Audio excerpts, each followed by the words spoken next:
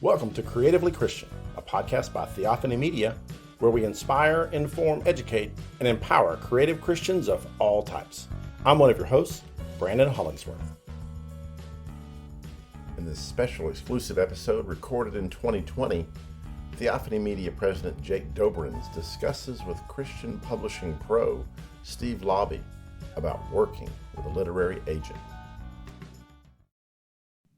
All right, I'm super excited to interview today Steve Laube.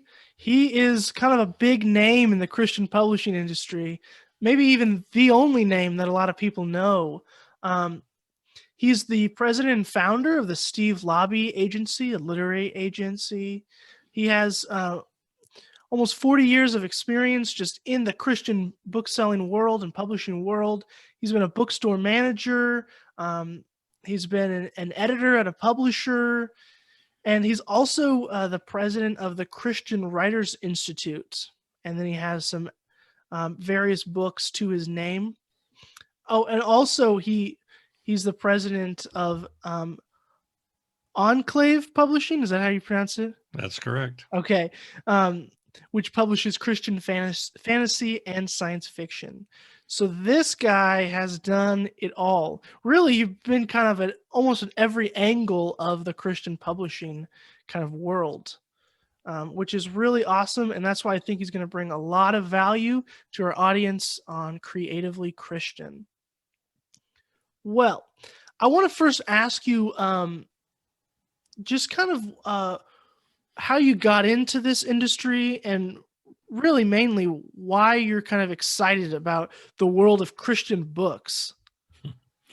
Well, thank you for having me on. And I'll just say it's been a lifelong passion of mine. And just, I'm a student, an eternal student. So I'm always learning, always interested in what's new, what's different, how things work.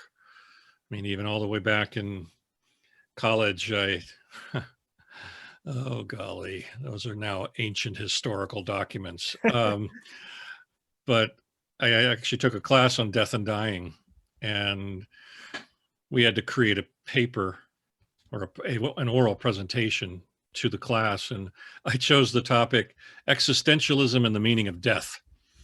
All right. And I lectured for probably 20 minutes with charts and graphs and blackboard filled.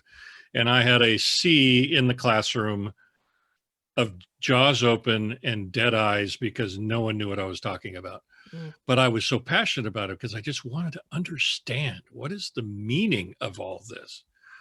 And that kernel of wanting to know more basically has served well from my early days as a bookseller.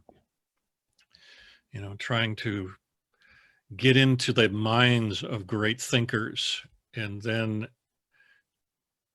alternatively then being able to put those great minds into the hands of others and hoping it would do the same for them. So I've been involved in this ever since I was a college senior, when I began working in a bookstore part-time, and kind of worked my way up the ladder, so to speak. Yeah, wow, definitely. Yeah, that's really cool. My dad actually owned a Christian bookstore for a while. He took it over.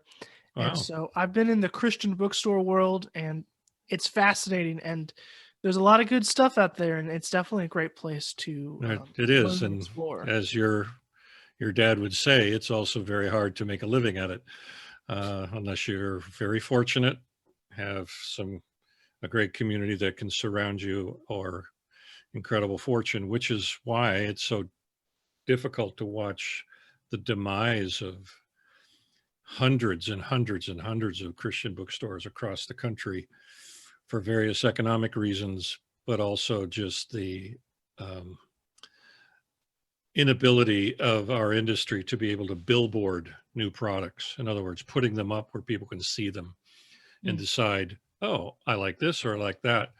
Instead, we're relegated to the algorithms of Amazon saying, well, if you bought this, you'll like this. Well, maybe I won't.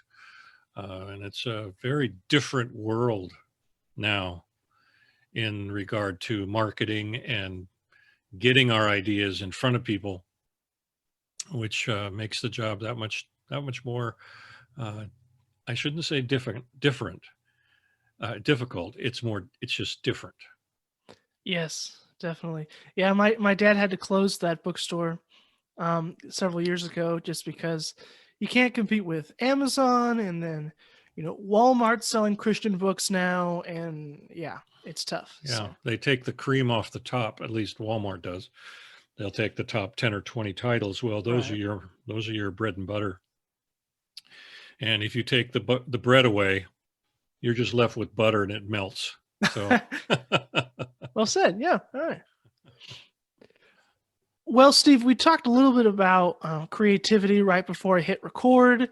And in our initial email, we were talking about the nature of Christian fiction. So I'm wondering if you can just kind of speak a little bit about, I guess it's a two-part question, where creativity comes from, and what that looks like in fiction that's particularly Christian, and sure. how it kind of earns that title. Well, those are vast topics. We could probably talk for hours, Yes. because we'd be fascinated and share millions of stories. Well, I've read widely with regard to the nature of creativity and what that is and what is art. Mm-hmm. I mean, you have to define those terms before you can really have a successful conversation. But when I look at extraordinary creativity, I truly believe that its origins is God himself. God is the ultimate creator. He started it all. I mean, we don't have to beg that question. If you have any belief in the sufficiency of Scripture and the authority of Scripture, there's no question that in the beginning, God. Mm-hmm. So when I talk about creativity, I've had people say, "Oh, I'm not creative." I went, "Well, yeah, you are. You just maybe not putting it into words. You may not be expressing it in music. You may not be a dancer. You may not be an artist as in painting. But I'll bet you dollars to donuts, if we have a conversation, I'll eventually find an area where you are vastly creative in ways that I never will be." And so I believe that in part of our imago Dei, the image of God, is his own creativity within us. And that's why in Scripture, he asks or demands through the writings of Paul and others that we do everything we do with excellence for the glory of God. Mm. And that's full circle. So, philosophically, theologically, that's this foundational underpinning of everything we do. So when I, started the agency now 17, almost 18 years ago, I had to come up with a motto or a saying. And I realized that I don't write the books, but I help the writers who do. So our motto is to help change the world word by word. That's what we do. This is what an agency is all about. And then over at Enclave Publishing, where we publish, strange stories. Yeah. The motto I came up there is we publish out of this world stories, literally, out of this world stories that are informed by a coherent theology. And the key word in that phrase is not the word theology, it's the word informed. So that means the artist, if they are informed by a coherent theology, can write vastly redemptive books that are not overtly Christian. Mm. They don't have to be, because the artist themselves are Christian, and their worldview then permeates the writing and makes sure that what comes out in the final form is not degrading to other people. It's not overly sexual just for the sake of sensuality, that there are certain temperate elements within that person's own makeup that then comes forth in the stories. And so consequently, we can have magic, magic in our stories, because that magic comes from God. Who says it can't? If you tell me, well, that can't happen, I can say, really? You know that God could never make that happen? This is going to be a side note here, and I'm sorry you get me going on stories, but I remember reading about an interview that Billy Graham had on a talk show. And the talk show host was trying to, what's my word here? Trick Billy Graham into saying something stupid. So he asked Billy Graham the question, do you believe in UFOs? Now, that's a loaded question on a talk show for a pastoral figure like Billy Graham. And Billy Graham said, well, it's an interesting question, but I sense that within that question, you're asking me, do I believe if there is life on other planets? And the host went, well, sure, go ahead. Yeah. Do you believe in life on other planets? And Billy Graham smiled and said, my God is a big God. And if he can provide for my salvation and yours, he can provide for the salvation of those on other planets who we have never met. That's pretty extraordinary when you think about it. Yeah. Now, as for Christian fiction, I touched on it a little bit with related to Enclave Publishing, and I'd say that same criteria goes into all the other genres. I mean, you can have Amish fiction, you can have thrillers, you can have historical, you have romance. I mean, every genre that's out there that's published under the umbrella of Christian fiction has within it that sensibility. And there are three areas that are the hot buttons. In fact, I wrote a blog. If you ever go to my agency's website, we have 2,000 blogs that we've put up over the years. Yeah. And one of them is called What is Edgy Christian Fiction? You know, you have to define that. Well, what does that mean? And then if there's an edge, what happens if you fall off of it? So the three areas are sexuality, language, and violence. So within Christian fiction, you might have sensual scenes if they are appropriate, or if they are off camera that have implications or are necessary to the movement of the story and the building of the characters, fine. We just don't have to go in the bedroom.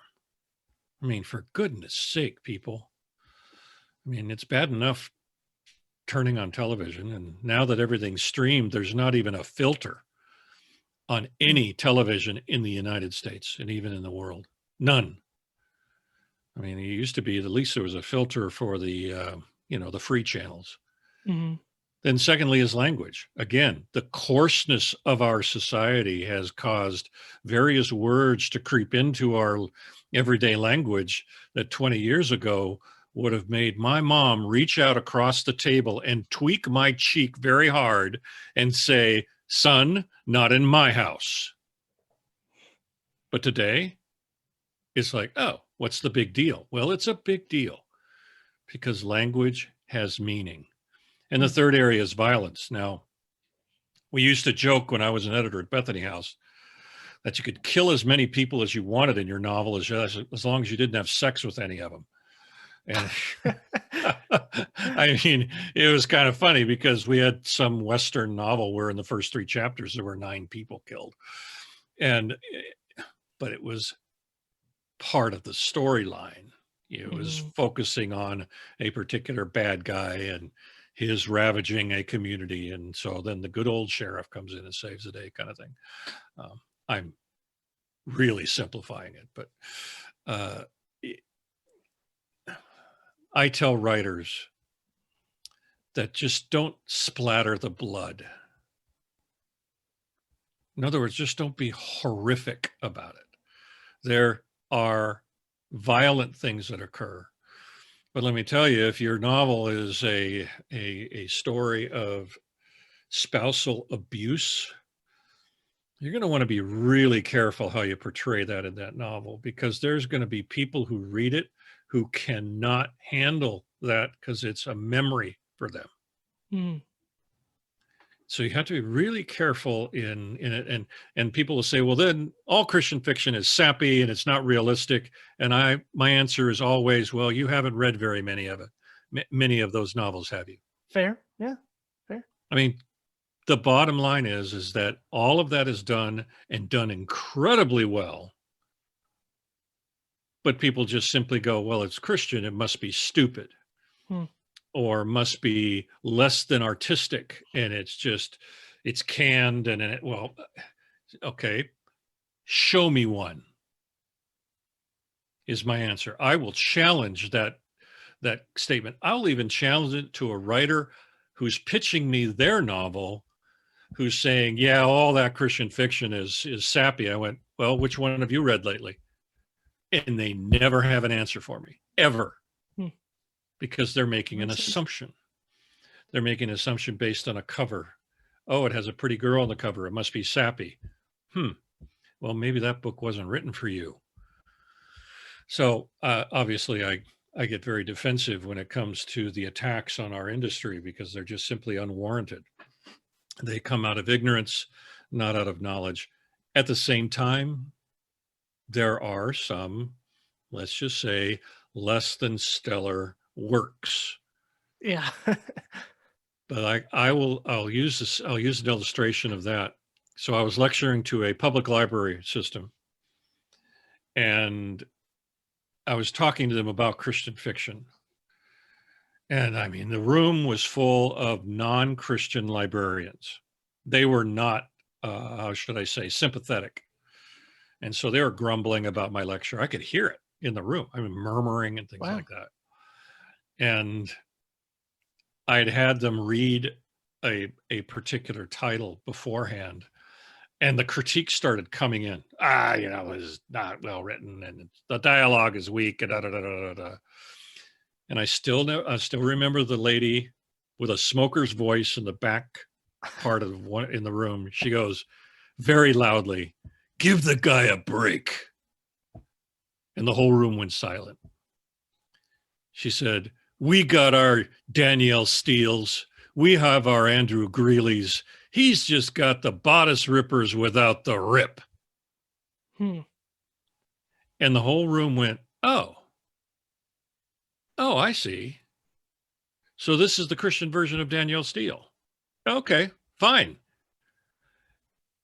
I had never heard that before, and I've never forgotten it, because it describes the variety that's in the general market is the same variety in the Christian market. It's just that when it comes from a Christian perspective, it's going to have a different underlying purpose to it. So that's a very long answer, but you asked two very huge questions.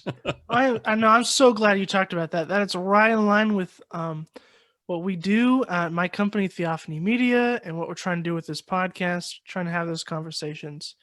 So I'm really glad about that. Now, I do want to pull a thread there. I've been reading What is Art by Leo Tolstoy, and his argument is essentially like the purpose of art should not be just for pleasure. This is really simplification, but that it has to kind of teach something, or has to offer some kind of moral good. Okay. Would you say the same with Christian literature? Do they need to teach something? I would say if you go at it with that purpose, you'll end up writing a bad book. Okay. You'll be writing a novel that's actually a sermon in story form. What you should do is write the absolutely best story you possibly can. Create the most incredible piece of art that you possibly can. Express yourself in dance or music in a way that you have never done it before. And let the Spirit of God touch your viewer, touch your reader, touch your listener in a way that they did not expect. Because if you go at it with, I am going to teach them about this, and they're sitting there going, oh, be quiet. I mean, how often have we wished that the musician would stop talking and start singing? Right. It's that same problem. I'm not here to listen to you preach, buddy. I'm listening here to listen to you sing. And guess what? When I close my eyes and as your music begins to wash over me, my spirit is moved. Now, I'm not saying that musicians shouldn't speak. I mean, that's not fair, but you understand my point. So I will illustrate this for you. And I pull this out and I use this when I teach. So I was editing a novel called Saint Ben, written by John Fisher, who's a musician and a novelist. Marvelous story. It was one of the first novels I ever edited as an editor. And I was at a convention, gave a copy of the book to an acquaintance, saying, here's an example of some of the new kind of fiction that Bethany House is doing. She goes, thank you very much. About 2 months later, my phone rings and it's this woman on the phone crying. Now, I don't know her well enough to have her doing that, so I was a little uncomfortable. Sure. And she said, well, I'm sorry, I didn't mean to cry when you answered the phone, but I just finished reading St. Ben. And I went, oh, I understand. I cried too at the end. She goes, no. Yeah, that ending was powerful, but that isn't why I'm calling. Because you see, in that novel, it finally came true to me that I could keep my faith amidst doubt in who God is. I went, really? Whoa. I mean, explain. So she went into it and she started talking about the wrestling with that tension. Can I know? Can I not know? How does faith come in? If I doubt something, does that mean I've lost my faith? Those kind of questions that pop into people's minds. So we had a nice conversation. I hung up. A couple months later, I'm having dinner with the author, John Fisher. I tell him this story and I get to the punchline and I said, and she says, for the first time I realized it's okay to doubt because of reading that novel. Now, the author sat back in his chair and went, doubt? There's nothing in that novel about doubt. And I said, well, sure there is, John. Remember this one scene over here where you had these two characters in that conversation? The wash of surprise across the writer's face. He just went, oh my goodness sake. Wow. And then he looked at me and he says, I could have written a nonfiction book on the 12 reasons why it's okay to doubt God, and she never would have read it. Yeah. And I said, John, instead, you wrote an amazing story, and God used your story in a way that you never intended. So there's my answer to Leo Tolstoy. If you have a pragmatic, mercenary mission, okay, I understand. You want people to come to Christ. You want people to have a concept of redemption. I get that. But don't turn it into a track. That isn't good writing. Instead, write an amazing story, and you probably will end up surprising yourself a few times. You kind of go, oh, I never knew I could write something like that. And then you find when the reader comes to it, it's called reader response theory. It's a critical theory, and you probably are familiar with it. In biblical studies, where I'm generally familiar with it, yeah. Yeah, well, it's very powerful in literature, is that two people can read the same book and come away with different answers. Yeah, sure. Because they bring their own story and create a new story out of it. That's one of the interesting things about the Bible, in that it seems to have a consistent response to whoever reads it. But you don't have the same reaction when you read John Grisham or Stephen King or Leo Tolstoy, for that matter. I mean, the Bible is pretty solid in that regard, is that the reader response seems to be pretty similar across the board, no matter where that person is coming from. The power of God and the Holy Spirit will meet them where they are. Interesting, yeah. Well, I'm so glad you gave that answer, because that's just a better way to say kind of what I believe. Tell good stories is something I'm always urging people to do. And so I'm glad we're on the same page about that, or I'm on your page about that. Well, it's just simply, it's not necessarily our page. Okay. To me, it's common sense. I mean, you have to also look back when Tolstoy was writing that. It's a different era. Yeah, definitely. And artists lived at the pleasure of their patrons. So they had to create and please their patron. Well, guess what? Mhm. Today, we have patrons. They just aren't a single wealthy individual paying our salary. There are thousands of people paying quarters and dimes and nickels into our beggar's bag. Yeah. And it's a little bit of a different economic thing, but who are we pleasing? Well, ultimately, if we're not pleasing God, we're not pleasing anybody. But at the same time, you want to write a great story that gets people talking. Yeah, definitely. Well, that was some awesome stuff about stories and creativity. I want to move a little bit into the business side of things, quote unquote. I would really be interested in hearing from you what a literary agent does. Why does anybody get a literary agent? Sure. Well, the easiest way to, I should say, the simplest way to define that is that every athlete has an agent. Every actor has an agent. And I happen to be the agent, but for the writer. Hmm. So there's your difference. Now, what does that agent do? I mean, we're not jumping up and down in our office saying, "Show me the money," like as we see in the movies. But I handle the business side of things. So, for example, Jake, if you and I were to work together, and you had this amazing idea that I think has commercial value, and I know of 5 or 6 publishers that are just absolutely perfect for what you're doing, then we make an arrangement, and then I shepherd your material to those publishers and make sure that the negotiations are handled. And someone just would say, well, can I go to those publishers myself? Yeah, maybe. They don't know you. They know me. And when I first started my agency, I actually went to every editor in the industry and I said, I vow to never waste your time. But if you get a proposal from me, it's worth 5 minutes, maybe 10. Give it a chance. Because I know what good books are. And I'm not going to waste your time. So give it a chance. And that's how I've operated ever since. And so my job is to keep those relationships alive, making sure I understand the changes in the industry.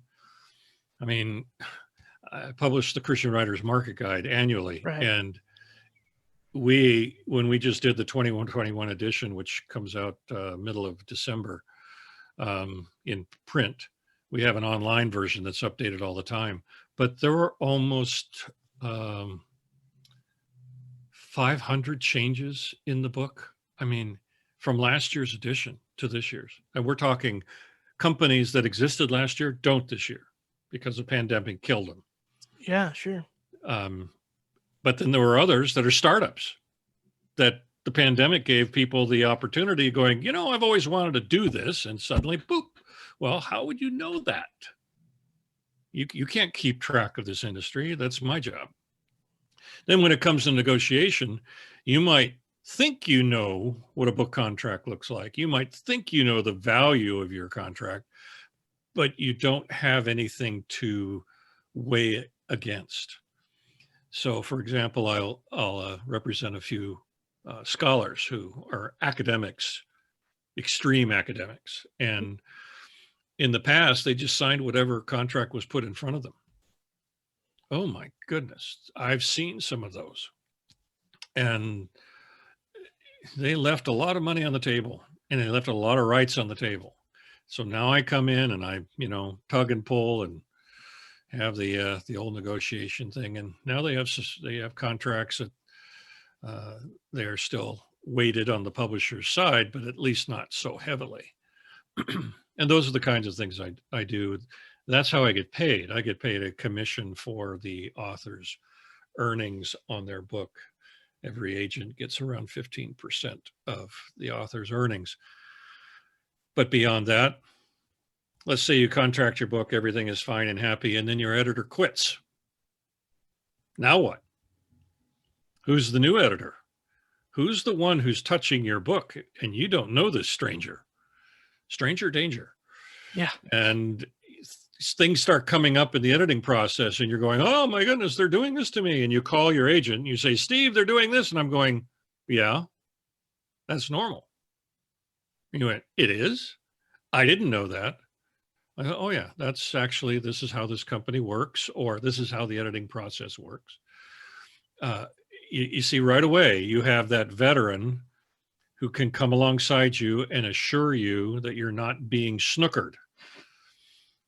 I don't get paid for that. That's part of my job. I mean, my phone will ring a couple times a week with some sort of either editorial or marketing problem or rights issue that comes up.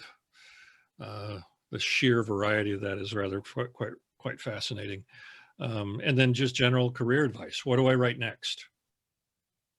I had this success. Am I supposed to write that again? I remember when I was working with Cindy Woodsmall, who was one of the first successful writers of Amish fiction.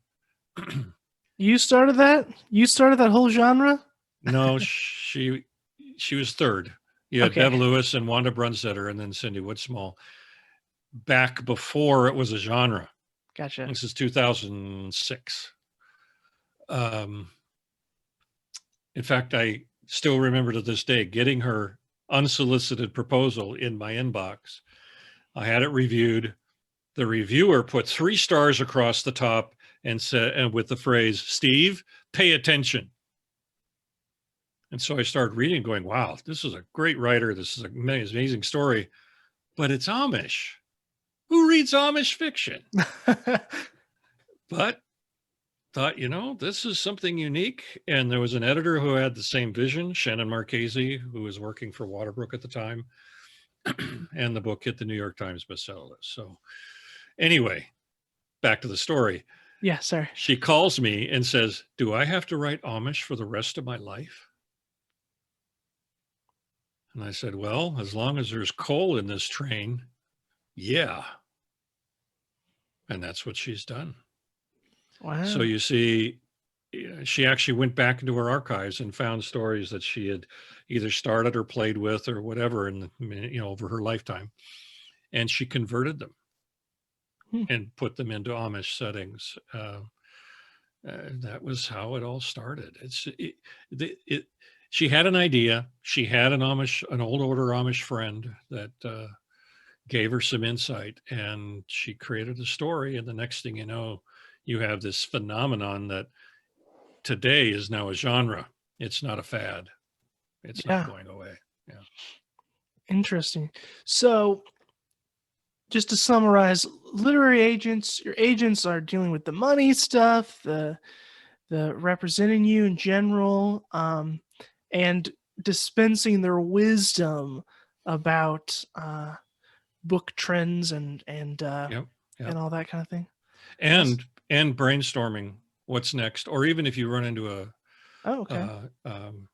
Cindy Woodsmall's an example. She had a novel that she was writing, and she was come to the end. She didn't know how to end it because she had another book to come, but she wasn't sure. And so she called me, and I said, well, technically your editor should have this conversation with you. She goes, I know, but I want to try it out first before I, show my laundry to her. And so we worked it out. And as she described her story up to that point, this is going to sound really silly, but I just says, well, why don't you put him on a train? Now that's not going to make any sense to you in context, out of context. And Cindy went, oh my goodness, that's it. That's all I need. And so it became the transitional motion from book 2 to book 3. and she couldn't see it. She was too close to it. And so I'm, far away. And I said, well, where are you and where are you going? So something needs to happen right here in this gap. And she couldn't think of it. And I just said, well, just put him on a train and, have it fade to black. And she's going, that's it. That's perfect.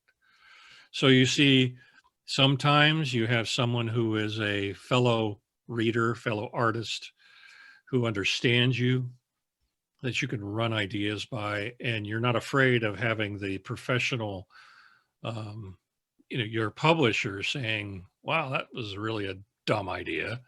Why did we ever contract you? Oh, yeah. Instead, it stays in between us. And those are the kinds of things that happen frequently. Sharon Hink won the Christie Award this year for Enclave Publishing for her book, Hidden Current. And the entire story idea came in a brainstorming session that she and I had in her home a few years ago. She and I were having dinner and just talking about what she wanted to write next. And I looked at her and I says, you were a dancer. You taught dance.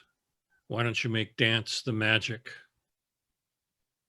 And so in that story, the power in that world is the movement of the dancers. And she added all these other things into it, floating islands and all sorts of other stuff. And it ends up winning the Christie Award. That's so cool.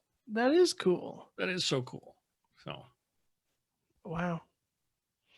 Well, now I'm pumped about agents. I'm going to go get myself a couple now. You can only have one. Okay, yeah. That actually is a good question, because I've had people say, well, I want an agent for my fiction and an agent for my nonfiction. That was my question. Yeah. And I say, well, there's a problem with that, because if you're doing a contract, you're setting up deadlines, and there needs to be coordination. Oh. And you have to make sure that the non-compete clauses are correct, because if you have two different publishers, things can get really messed up if you don't do it right. And so if I'm working with an author who says they have another agent, does that mean I have to become that other agent's best friend too? So I have to manage them as well as manage you? Because I'm not going to, I can't assume that you're managing both of us well. It creates some confusion, just put it that way. It's better to have a 360-degree person who is totally sold out in every aspect of your career. Now, people have said, well, because I have musicians who are writers, and they have an agent or a manager for their music, and that's fine. That's a different industry. Okay, yeah. Has nothing to do with books, unless we want to try to coordinate the release of their new album with the release of their book. There's reasons why that's very difficult to happen, but that's a different element entirely. And people will ask me, well, I need to get an attorney for my intellectual property. That's fine. I probably know as much as they do with relation to book publishing. Intellectual property law is vastly broader than just books. I know an intellectual property lawyer here in town, and we've had lunch and we've talked, and where she works, believe it or not, is an intellectual property created by people inside virtual worlds. Oh, okay. And there are lawsuits that happen in this world related to the theft of intellectual property inside virtual worlds. And I just looked at her and went, you got to be kidding me. She goes, you would be amazed how much money is in those virtual worlds and how people steal stuff all the time. And I just kind of went, sounds like Ready Player One to me. But, yeah. Anyway, well, that's great. I focus on the book world. Yeah. Yeah, I write both fiction and nonfiction, so that's good to know. That is a question I've had before. So somebody in my position would want to find somebody with interests and the ability to balance both of those, right? Because I know some agents kind of like hyper specialize in certain genres or something like that. That's correct. In fact, in the general market, you'll find agents that only deal with cookbooks. I know of a general market literary agent that all he does is military history. I'm pretty much eclectic. As I say, I'll represent everything from the sweet romance to the systematic theology and everything in between. We both do fiction and nonfiction. In our agency, Tamala Hancock Murray, she does some nonfiction, but most of her clients are fiction. Bob Hostetler, his is tipped a little more in the nonfiction area, but he has a large group of novelists. I'm about 50-50 right now. And, it can go up and go down as a percentage.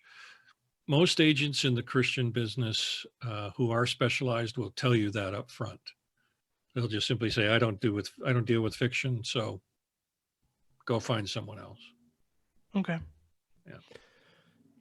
So I took your course on creating a book proposal through the Christian Writers Institute a couple years ago, I think. I think you had you had a sheet where you could just kind of fill in your own information or something along with that. Right. So I went ahead and did that with my book. And then I got to the spot where it asked about social media followers. So my question is, does that matter? Does your platform, we use that word in the writing world, does platform matter when you're trying to approach an agent or a publisher? I should probably revise that that form a little bit. Social media metrics are one of many measures with regard to someone's platform. As we have discovered, especially in the last few years, when Facebook changed their algorithm, when Instagram keeps messing with theirs, when we all realize that you can't sell books via Twitter, that social media is like I said, it's one measure. And you can buy followers. So someone says they have 150,000 Twitter followers. I'm going, really? How much did you spend to get that? Because that isn't necessarily a true estimate. The most important metric is how many people you have on your personal mailing list, your email list. If you say, I have 200 people, well, that's nice for you. It needs to have another 0 or 2 after it. Oh boy, I have some work to do then. Yeah, I'm serious, because it's a measure of, these are your stark raving fans who will buy, half of them are going to buy your book the moment it's published. Right. Well, that needs to be a large number. The bigger, the better. Now, you might say, but that's not fair. I'll never get there. I understand. But let's go to the publisher side of it for a second. Let's you and I step out of this room and walk into the publisher's dungeon where they make decision. Yeah. Dun, dun, dun. They have 3 proposals in front of them from 3 amazing novelists in the same genre. Well, let's just pick a genre. Let's say it's historical fiction, World War II, all 3 of them. Book 1 is from best-selling author Charlie Charlie. Book 2 is from rising star Sally Sally. And book 3 is from Jake Doberenz. Uh-oh. Which one are they going to pick? Because they can only pick one. So let's change that picture a little bit. Let's say all 3 of them are Jake.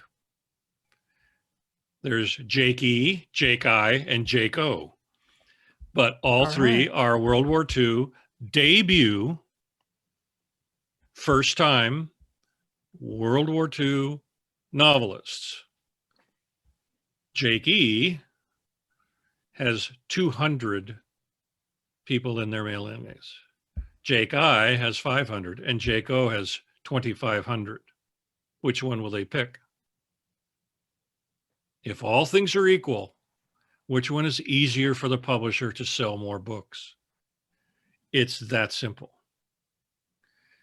A publisher wants to be able to publish books without working at it. Yeah, okay. They want to just say, if we throw this out into the world, we're going to make oodles and boodles of money. Yeah, we'll put our effort behind it and make it oodles and boodles and oodles, but we have to have a starting place, and that's the platform. So when you have a client like I have in nonfiction, I have an author, a finance author, who has 90,000 people on her email list, and she emails them 5 days a week. Oh. And they don't unsubscribe. Oh, yeah. Because each day is a tiny little fiction tip on how to save money today. And she's been doing it for decades. It's unreal. She actually has full books of these ideas. And you bring that kind of platform to the table and you tell those 90,000 people, hey, I've got a new book. Wow. 20,000 of them are ready to write the check today. That is the competition that's out there. And that's why it's so overwhelming to those who begin, because they just look at this vast expanse of professionals who've been at it for a long time and they go, I'll never get there. Well, let me just say, every one of them who's there started where you are. Every last one of them. I have seen it over and over and over again. And sometimes it isn't the first book that's the bestseller. There's a nonfiction author who's at the top of the list right now. Her name is Lissa Turkhurst. I'm not her agent. I just know of her books. It was her third book that was the bestseller. Not the first one, not the second one. It was the third one. John Eldredge, if people pointed his book Wild at Heart going, oh, it was so amazing. It sold 1 million copies. It was his third book, not his first one. And people who are John Eldredge fans, I say, can you name his first two? Probably not. But that book became a word of mouth bestseller. I mean, Rick Warren had been publishing. He had the Purpose-Driven Church before he had the Purpose-Driven Life. And I just have to tell folks, you've got to look at this in it is a long journey, not a sprint. Boy, that's cliched, but you understand the point. And I use this in a metaphor of it's like climbing Mount Everest. You know, if you wake up tomorrow and decide, I'm going to make it my goal to climb Mount Everest before I'm 50. Well, I've already missed that goal, but that's but if I'm going to do that before I'm 50, what is it going to take? Well, I'm going to do this, I'm going to do this, and this. Well, if the metaphor of climbing Mount Everest is the idea of planting your published book on the top, why do so many people show up at base camp in tank tops and flip-flops? They will die on the way up the mountain because they're not prepared. They don't understand what it takes. But you, for example, you took a class on writing book proposal. What an incredible exercise. You now know more about book proposals than 90% of the people who send me book proposals. Yeah. I wrote 25 rejection letters this morning. And of those 25, 5 of them actually knew what they were doing in their proposal itself. The other 20, I just go, oh, please go figure out how this works. You're applying for a job for people to pay you money to write your work. Oh, yeah, that's a good way. It's not just something you toss out because it feels good or it's interesting. You have to really know what you're doing. And so, but those who figure it out, they go to Cabela's and buy the big puffy coats. They take altitude training in the Rockies. They hire a Sherpa called Steve Laube. Mm-hmm. And guess what? It's still a dangerous journey. And you might die on the way up the mountain. But what really aggravates every author I work with is that when you get to the top of the mountain and you plant your book flag, your Sherpa turns to you and says, hey, that was fun. Let's do it again. And that's what this journey is, because you go back down to the base camp and you start over with book 2. and you climb that mountain and you plant that flag, and then you go back down to the bottom of the mountain and you start book 3. And all of this is wrapped up in our beginning of our conversation, is being called as creatives by God to utilize the gifts that we have. And it may not be Mount Everest that you're climbing. It might be Camelback Mountain here in Phoenix, which you can see the top just by, you can walk up it in 30 minutes. Mm. Every mountain is different. Every goal is different. But if your only goal is to be on the New York Times bestseller list, yeah, you might be shooting a little high. How about our goal is to be faithful first and then see what happens. That's awesome stuff. You've given so much great advice to me personally, and I think to the audience. I have not ever sent you a book proposal, so I can say I've never been rejected by Steve Laube, because I'm too scared to right now, and it sounds like I have some work to do. So I will work on that. Well, I will say to everyone who's listening, and to you, Jake, as well, good books overcome bad proposals. If you got an amazing story and you just didn't put the proposal together right, okay, we can fix that. That's just logistics. Mm. But if you have an amazing book that I just go, oh, wow. I just signed a debut novelist for Enclave Publishing. Her book will come out next November. And it was a book she pitched me at Rollmakers virtually in July of this year. Yeah. And I started reading the story and went, oh my goodness. Proposal had all sorts of holes in it. We've talked about that. And they're all fixable. I've already bought the book, so we don't need the proposal now, but it was more on the marketing side. Well, what do you do? What's next? How are we going to make this book launch well? But we have a year to do it. We're not launching the book tomorrow. We have quite a while, but it started with an amazing story that was so creative, and something that I just thought, this is something that our science fiction and fantasy readers are going to really embrace, because it's different. It's new. It's a science fiction story in a way that I've never seen a story written like that. And that's the kind of fun we have. Over at Enclave, we did a book last March called Mortal Sight by Sandra Fernandez Rhodes. And in that, one of the devices, the literary devices, is Milton's Paradise Lost. And the words, and periodically, and then there's these quotes from Milton that help pull the story forward. It's amazing. And ended up Purdue University, a professor of literature at Purdue University is using her book in her classroom as a textbook on how to utilize classic literature in modern writing. Oh, interesting. All right. Who knew that something like that could ever happen? But how? She wrote a great book. And somehow it got into the hands of this professor. The author, Sandra, has now been inside the classroom virtually now because of COVID, and been able to talk to the students about how she did that. Jake, this is what the beauty of this industry is. The opportunities are vast and wide, and it's really quite fun to be a part of. Yeah, that's awesome. I hope my story is that amazing, but I might be a little biased in how cool it is. But well, you better be, because if you don't like it, no one else will. that makes sense.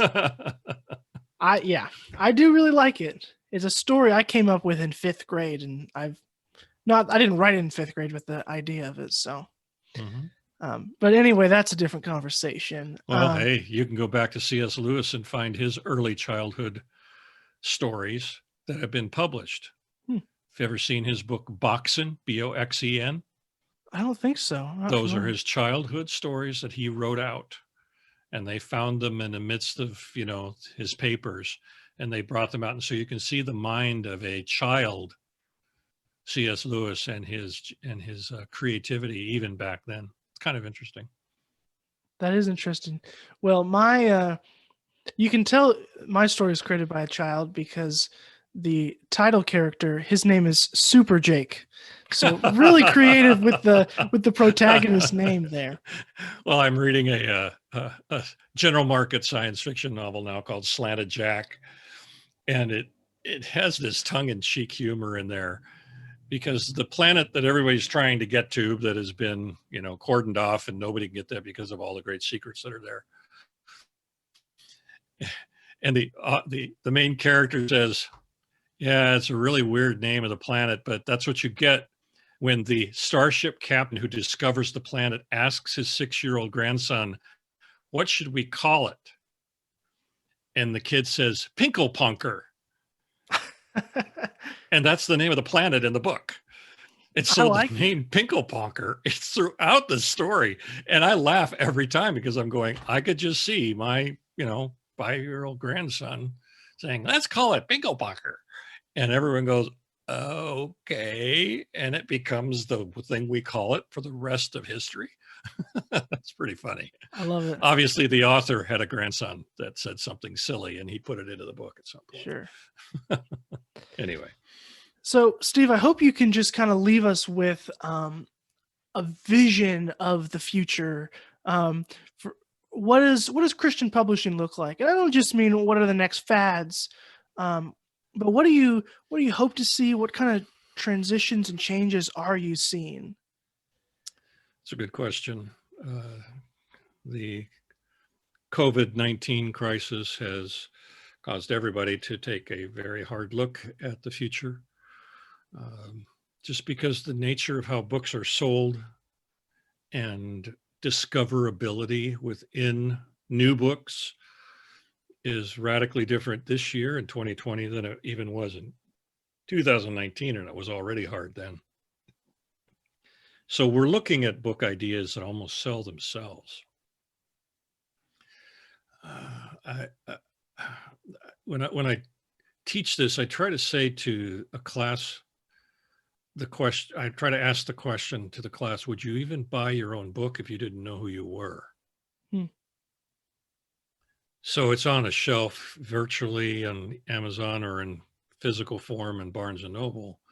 Why would you pick yours and not the one next to it? What is it about yours that makes it unique? Is it the title? Is it the cover? Is it the content? I mean, what is it about yours that makes it stand out? And that is the future of publishing. It's always been the future of publishing. How do we figure out how to sell next year's books, but figure it out today so that we can implement those things in the process? But Christian publishing as a whole is healthy. There are some very strong publishers, a lot of them actually. It isn't just reliant on 3 or 4 mega corporations. That will always be the case, that there's always the big guys eating the little ones. Mm-hmm. But within the Christian industry, we have a lot of great thinkers, and those publishers are looking for next year's and the next generation of great teachers and writers, because people age and the marketplace ages. I remember one author by the name of Jenny Allen, who is now on the bestseller list, but when she was pitching me her first book, she said to me, I've sat at the feet of Kay Arthur and Beth Moore, but they teach my mom. Mm-hmm. I'm writing Bible studies for my generation, who likes to sit around in a circle and bare feet and overshare.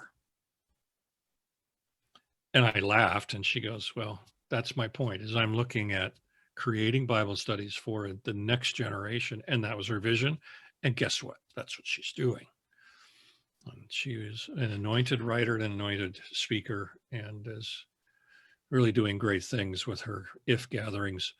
But that was her original pitch. She saw that the genius of those great teachers was also a genius of a different generation, and she was very aware of that. And I think that's something we all need to be aware of. I mean, I have grandchildren, and I have to look at, well, who is going to be writing the books to them? Because in 15 years, they will be graduating. They'll be in college. And in 20 years, they'll be adults and maybe married and maybe have children of their own. That's not that long from now. Who will be the ones? Who is the ones that God is raising up today? Because Josh McDowell may still be around, but probably isn't going to be the one talking to my grandson. And so we have to think about that constantly. Mm-hmm. And this is why there is opportunity for those who see writing and publishing and the creative arts in an entrepreneurial sense. In an entrepreneurial sense means you work hard, you pray like crazy, but you become really good at what you do. That is awesome. This went longer than I expected, but I don't care. You gave us some really great things, Steve. Great things to think about, and definitely some action steps that I know I will be applying in my life, and in my hopefully future published career in the fiction space.